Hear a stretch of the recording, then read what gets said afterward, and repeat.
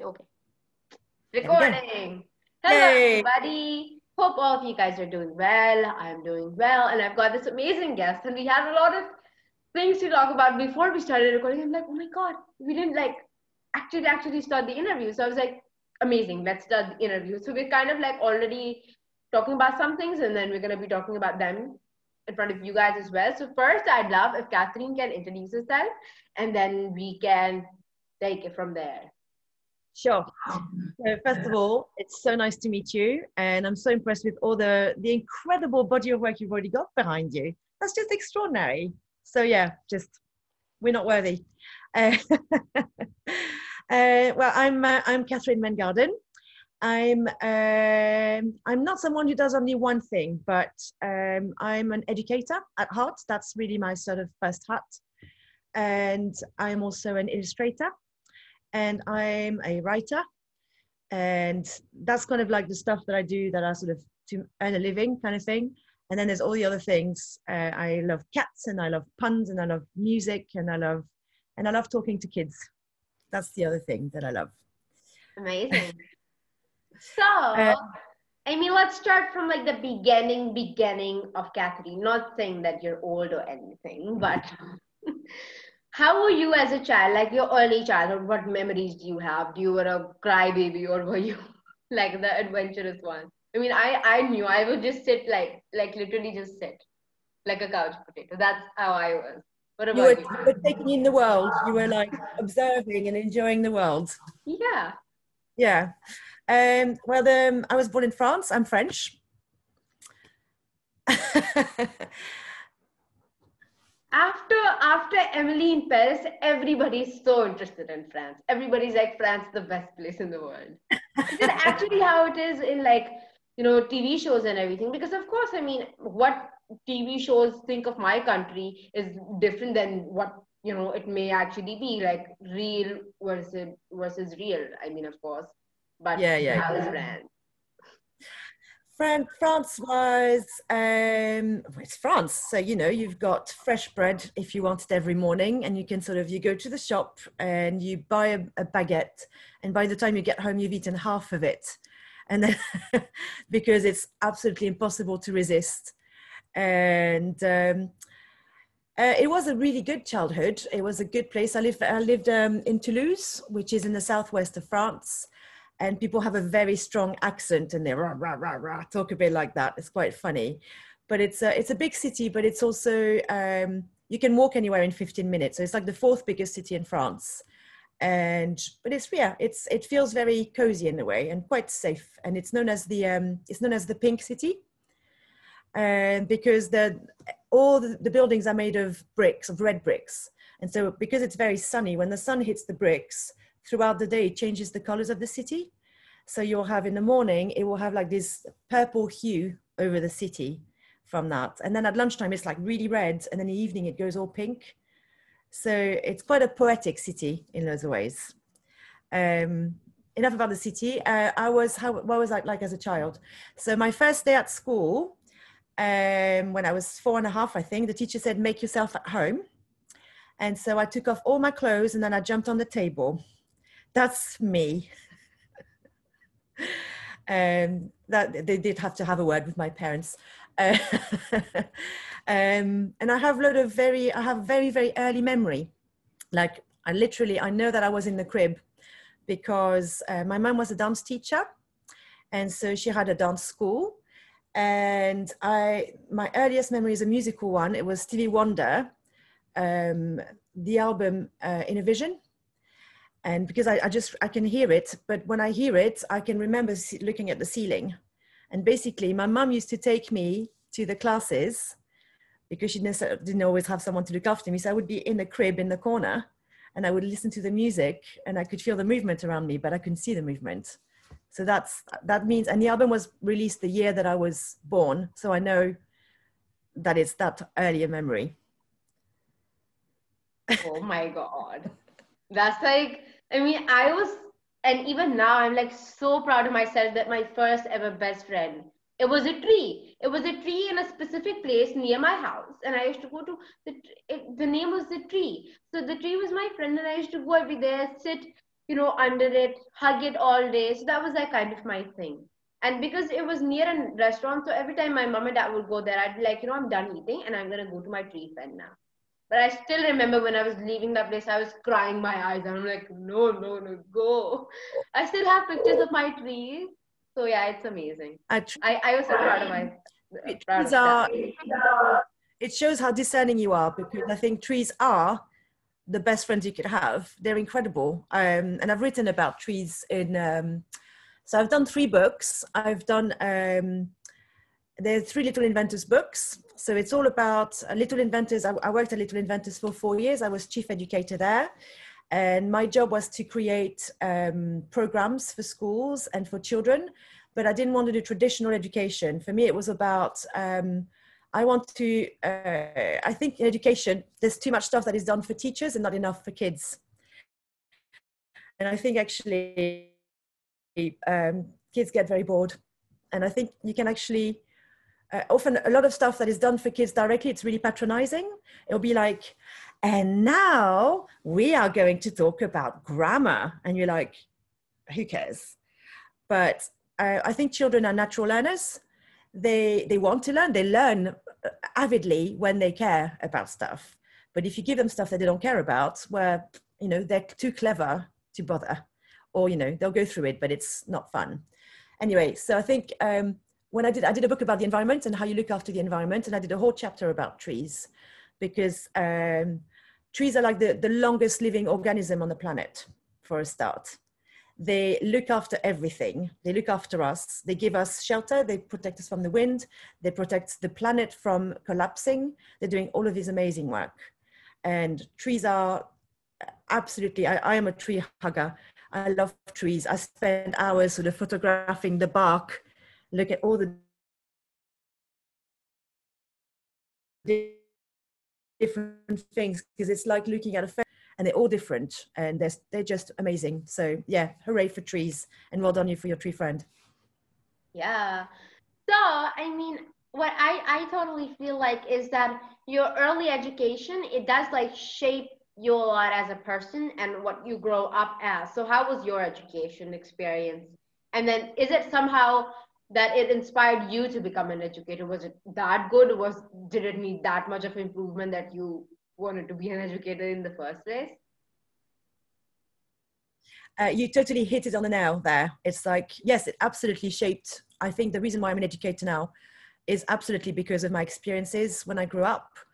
And it can be done very quickly. It's like, I mean, it's, I was born in the 70s. So my education in France was also very the traditional, strict sort of, you sit behind a desk, the teacher is talking, you shut up, you make notes, and that's it.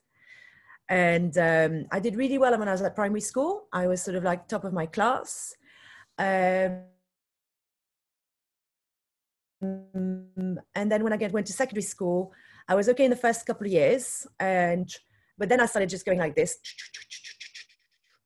And by the time I left school at 18, I felt I was deeply stupid, because I couldn't quite do the things that other people wanted to do. Like I couldn't do, like they had very structured things they wanted me to do. And I really struggled with doing that. And the only thing that they said was, you must try harder. You're clearly, you're not doing well enough. You're being lazy, you're being weak. And the comments that I got from teachers, I had a look at my school reports from the time, and it's things like that. It's like, too slow, too weak, could try harder, far too, doesn't think, doesn't really sort of concentrate. And I think it took me about 20 years to get over the idea that that feeling of feeling stupid. It's a long time, and I think it completely influenced my life for a long time. And the reason why it's also relevant to say this now is that I've been diagnosed fairly recently, like in December, with ADHD. So I don't know if you know much about ADHD. So ADHD, it's attention deficit hyperactivity disorder. Mm-hmm. And it's typically, and it's a really bad name for it, because it makes it sound like you can't pay attention. and that you're really, you can't stand still. Some of it is true, but some of it is not true. And generally, I mean, it's something that is really well known for. Normally, the cliche of ADHD is like 9-year-old little boys that just jump around like beans and are just quite disruptive. Yeah. Oh yeah. Okay. So that's the idea. That's my son. He has ADHD too. But actually, ADHD is more. It's not so much that it's a neurodeficiency, which means that the dopamine doesn't go to your brain in the way that it should. And so if things are not very interesting, your mind just wanders, and you're basically trying to find interesting things all the time, and you find them. But that means that it's quite hard to concentrate and to focus on certain things. So at school, if you're asked to do things in a certain way that don't work with your brain, it's really, really hard. You can do it, but it's really, really hard. But the other side of ADHD is that it can also give you like a bit of a superpower, which is that you can have this hyperactivity can be in your head. So you can have loads of ideas, and people are very creative. Mm-hmm. So people who have ADHD, famous people who have ADHD, there's Richard Branson, Cameron Diaz, will.i.am has ADHD. All of these people have ADHD, and they're, very successful with it. So it's not like something that is an issue. So you can be very, very creative with it, and you have something called hyperfocus. So if you really are into something, you can do incredible work incredibly fast. And that certainly is true with me when I do the books, because the 3 books I've done, I've written them in about 5 weeks every time. Just boom, done. So you make it sound very easy, like boom, done. It's like it's hard. You have to type, or you have to write, and you have to think a lot. Yeah, but if you get into, for me, well, there's that always, people talk a lot about the flow, when you get into a flow. Mm-hmm. And if you can get in there, then for me, it's like things happen, and I can almost see them. I can sort of like zero in and see what I need to do. And I think quite visually anyway.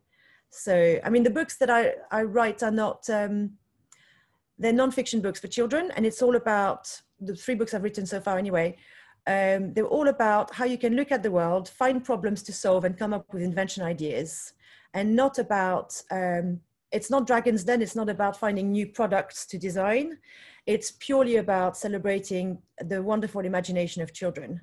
Because children, young people, they're not like us, where we sort of like, we think, we know of all the things that cannot happen and cannot be done. We're very good at that. Oh, this is not possible. Oh, this has already been done. Whereas children, they're just discovering the world, and they go, well, how about this? And often they make connections between things that we would never even think of. So an example is like, there was a brilliant invention. Okay, so you'll like that one. So there was this little girl, she was 11, and she came up with the idea of a t-shirt where you could grow your own trees coming out of it. So you would have pockets with it, and you could put seed, and you would have the plants coming out. And she's like, this is the best way to have constant fresh oxygen with you, by having trees growing out of your top. So that was a lovely invention. There's also, there was a little girl, a 3-year-old girl. She came up with, she hates broccoli, like, mini trees. And so she had this idea that she would have like a napkin for her meal, and she would like have a tunnel underneath. And so when her mum didn't look, she would just go like this and spit out the broccoli, and it would come out. So it was the broccoli shoot. And I thought, that's really clever. That is right. I think I could like really, really use it. Put me in touch with who manufactures it, okay? Because I really with the 3-year-old who really has a good idea. But there you go. You can be 3 and have amazing ideas. So that is true. Yeah. And you know what I believe, because when I was introduced to social entrepreneurship, I was 11 years old, and I was in an incubation center, but there's so many products that are being made, and then there's so many ideas, and so many, there's just like the hub of innovation of like a city or a certain place. And I remember what was very different about me is that everybody, maybe I told an idea to them or everything, and they just like think it through a lot. And I'd be, you know what, this connected, done. Yeah, exactly. Yeah, because, you risk it because you don't think a lot. At times you do have to, it is compulsory. But at times you just don't have to think that much, because when you think that much, there's 100 problems you can find in it. It's all, What you they just find all the barriers. You find all the barriers before finding the solutions. And sometimes, you know, it's about leaving free rein to your imagination, because we know that some of them, a lot of scientific, for example, breakthroughs have happened through accidents. And sometimes you've got to allow certain things to happen. And I think a lot of things that happen in our current education system is that we're teaching children that to go from one point to the next, there's only one answer. And that is not true, because you are missing out on so many things. And actually you're missing out on what the child can bring to that bit. So for me, allowing children to learn in their own way and having confidence in their own power of learning and discovery, that is how we need to build the future. That is so true. Now, tell me, how did it start with writing? Of course, because like really, like this is what I do. This is what I want to do in life. Like when it started for like writing. Like everything else, completely by accident. And I only started. So yes. So basically, from school to more recently, I did a lot of jobs, like loads and loads and loads of jobs, because I couldn't quite sit still. That's the ADHD again. And I tried loads of different things, and I'm really passionate about music. That's why I moved to England, because I wanted to be able to to see a lot of concerts and gigs, and London was the best place for that.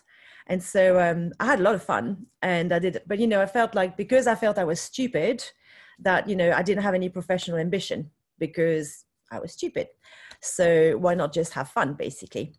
And but because I did all these sort of jobs, I ended up falling into certain things that really suited me. So I mean, when I first came to the UK, I worked as a French assistant in schools. So that meant I was working with teachers that were teaching French, and I was there as sort of like the French coconut tree, looking really exotic, because the children were like, "You're French. Why are you in our classroom in England?" They were like, it was sort of blowing their mind that a French person would be there for real. But that was like a first introduction of working in schools in a way. And it did two things for me. It sort of showed me how education is important, and how I would never want to be a teacher, because I thought the job was really hard. And I thought, I really love education, but I wouldn't want to do this. And then I ended up working through the 2000s. There was like a big thing in the UK where they invested a lot of money in education, and like equipping all the schools with white screens and making sure that everyone had internet in schools and all this stuff. And, it was a massive thing, and it was really important to do that. And at the same time, if you have all the screens, well, you have to have stuff you can show on the screens. And so I was lucky to sort of do a lot of projects that worked within that. And I did a lot of creative education programs for this sort of new way of teaching at the time. It's not new anymore. And so what I always did at that part was I was always dealing with content. So it was like deciding what went on the screen, and then somebody else would build it or write it, but I would sort of like shape it. I would say, okay, we're going to do something about music and science.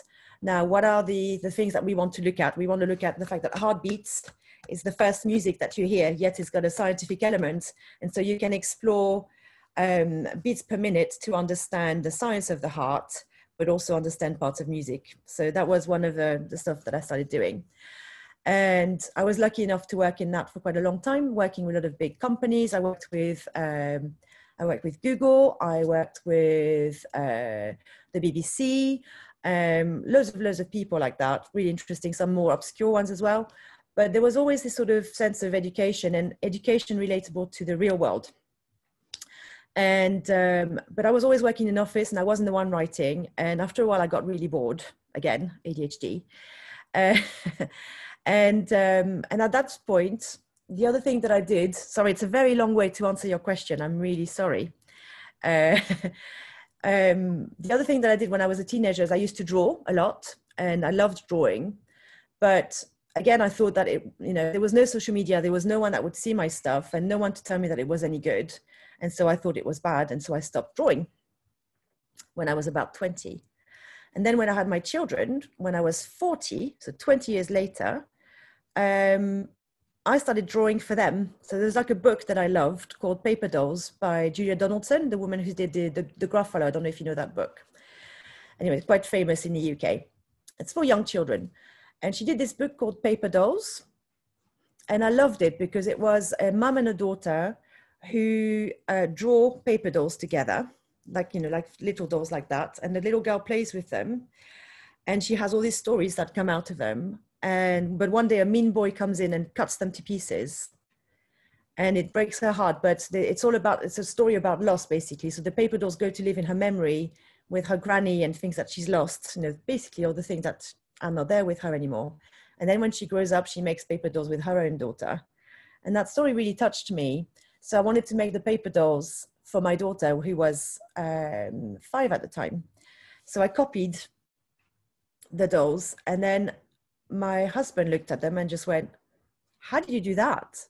They look really good. And so I started doing another paper doll of cats, because I love cats. I have loads of cats. And that was really good. And then I made a portrait of my family as paper dolls. And I put that on Facebook, and loads of people just went, oh my God, this is amazing. Can I have one too? And so I started doing commissions of family portraits for people. And the trees come back in there as well. I started doing family trees. You know how we talk about family trees to show your thing. So I made real drawings of trees, and I would perch people in them, but like the whole family. So even the people who are dead. So it's the first time where you can be all united as a family in there. So basically, when I got really bored with my other job, I decided I wanted to start as an illustrator. And so I quit my job, and I started being a freelance illustrator, and I did all these portraits. But I don't like doing one thing only. And someone got in touch with me and said, come on, you're brilliant at education. Cartoon Network are looking for someone to help them write a resource. I think you should do it. And I'm like, I've never written. It's not for me. I don't know how to do that. And she says, Papa, do it. And I did. And I was paid to do it. And it was a resource about imagining who your best friend could be, like your tree. And that was my first writing job. And then I started getting more of these writing jobs. And then I got the job with Little Inventors, which was all about creating the whole thing. So I wrote all of these resources. And then the crazy thing is HarperCollins, who is like a massive book publisher worldwide, got in touch with us and said, we think your resources are brilliant and it will make a great book. And so I just went, yay! And that's how I started writing books. And I did 3 in 2 years. And I'm now writing other things too, fiction stuff. Yeah. Now, you shared earlier that you write like non-fictions for children as well. And for me to imagine like non-fictions, come on, what will you write if it is a children's book? And that's non-fiction, because what I grew up reading, even in school, all of it was fiction.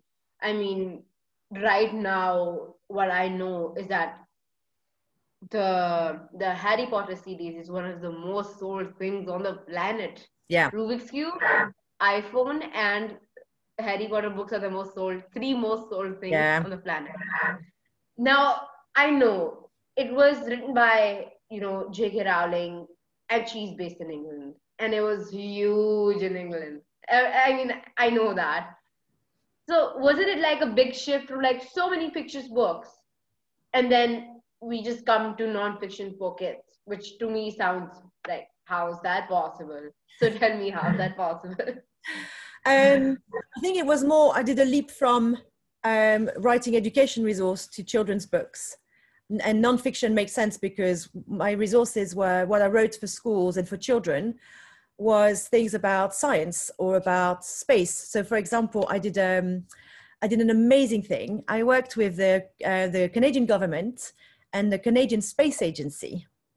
And it was about asking children. We did a competition in Canada where we asked children to come up with ideas of inventions that could make the life of children, of astronauts, better in space. And we had 3,000 entries.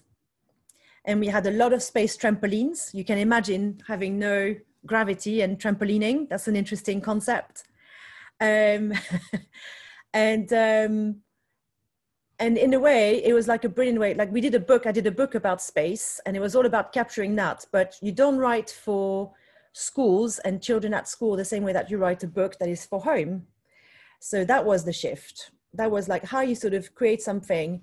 And for me, when I write the nonfiction for children, I want it to be relatable. I want it to be things that they feel, okay, I understand why this is important to me, or what it could have an impact on my life. So with space, I might talk about the fact that we use Wi-Fi and and satellites for so much, like GPS. Everything that's GPS is a satellite in space that is helping us know where we're going. So it's trying to sort of find these angles to sort of explain why things matter, and then inviting children to have their own voice to it. So I never want it to be like thousands and thousands of words. I want it to be quite fun. I want it to be quite sharp. I want to have a lot of facts and things that are going to make people go, oh, that's interesting. That's what I do. Amazing. I mean, I just literally love your work, because writing, again, it is all about what you think about it. I mean, there's no right and wrong except the grammar, of course, which I really suck at. But uh, so I mean, tell me something. How has it just been for you? I mean, from the kind of child that was amazing at school, then well by the teachers, not so amazing at school, and then like kind of feeling over that. How has this journey just been for you? Well, a bit of a roller coaster, I suppose. But I think the main thing to say is that we tend to think quite early on that that we don't have possibilities, that after a while we've missed opportunities, that things are not possible anymore.